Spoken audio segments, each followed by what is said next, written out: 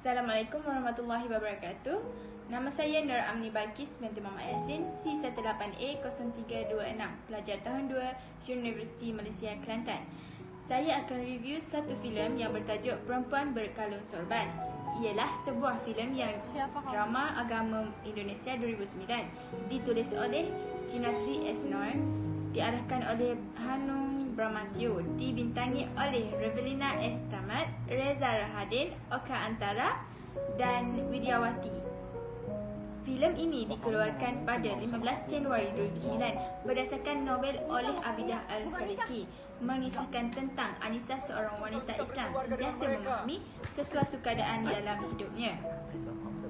Anissa berasal dari masyarakat patriarki berkisahkan kiai pemimpin agama dan sekolah berasrama penuh agama. Dari zaman kanak-kanak, Anissa sentiasa dilayan secara tidak adil kerana jantinanya. Satu-satunya orang yang melayan kerenahnya adalah bapa saudaranya, Khudori, yang menggalakkan beliau bahawa ada dunia yang berbeza di luar.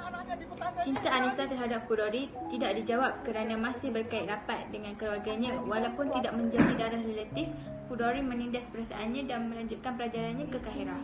Khudori sentiasa menggalakkan Anissa untuk melanjutkan pelajaran beliau, tetapi bapa Anissa enggan memberinya untuk melanjutkan pelajaran. Sebaliknya, Anissa dikahwinkan dengan Samsudin. Kerana dunianya terbelah dua, Anissa mendapati bahawa Khudori telah kembali dari Kahirah. Malangnya, Samsudin mendapati mereka bersama-sama, fitnah yang mengubah segalanya. Kejadian itu menyebabkan kematian bapa Anissa. Selepas meneruskan pendidikan beliau, akhirnya dia bertemu kembali Khudori dan membuat keputusan untuk berkahwin. Walaupun perkahwinan mereka membuat mereka lebih jauh dengan ahli keluarga, tetapi ia tetap meneruskan perkahwinan itu. Teknik sinematografi yang saya kaji dalam filem ini iaitu setting tempat lakonan seperti kawasan perkampungan yang terdapat pondok-pondok tempat belajar agama di satu kawasan yang telah disediakan untuk menampakkan lagi ciri-ciri kawasan belajar agama yang terdiri daripada mempunyai asrama dan tempat tinggal yang secukupnya lah. Seterusnya, kawasan bandar yang sangat sibuk dan dipenuhi orang ramai pada masa itu untuk menunjukkan situasi yang sosial yang mempunyai seperti tempat yang mempunyai panggung wayang dan beberapa gangguan yang menunjukkan sosial pada masa itu. Apa yang menariknya tentang kostum dalam filem ini ialah pemakaian tradisional yang menutup aurat yang mematuhi agama. Kostum menunjukkan pakaian dan aksesori yang dipakai oleh watak dalam filem ini. Kostum digunakan untuk menandakan watak atau untuk membuat perbezaan yang jelas antara watak yang lain.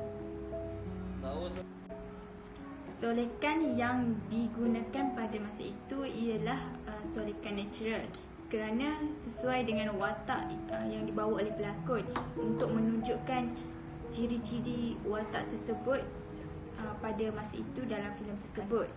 Dan kawasan seperti dalam kawasan perkampungan. Dalam filem Perempuan Berkalung Sorban, saya telah mengkaji tentang sudut kamera yang terdapat dalam filem, iaitu antaranya ialah medium close up, shot yang hanya menampilkan sebahagian badan dari pinggang sampai atas kepala, iaitu untuk memperlihatkan objek secara jelas. Apa yang kita lihat dalam scene ini, close up adalah salah satu gambar biasa yang digunakan secara kerap dengan tangkapan sederhana dan panjang, teknik sinematik. Tampilan jarak dekat menunjukkan yang paling terperinci tetapi tidak termasuk pemandangan yang luas. Diambil dari kepala ke leher. Oleh itu, ini untuk memberikan kita lebih terperinci mengenai watak-watak wajah tersebut. Seterusnya, full shot, pengambilan gambar penuh objek dari kepala hingga kaki untuk memperlihatkan objek dengan sekelilingnya. Teknik long shot pula, iaitu teknik pengambilan gambar ini lebih luas dari full shot kerana bukan hanya menampilkan objek utama tetapi juga menampilkan latar belakang iaitu lebih luas dari full shot untuk menunjukkan objek dan latar belakangnya.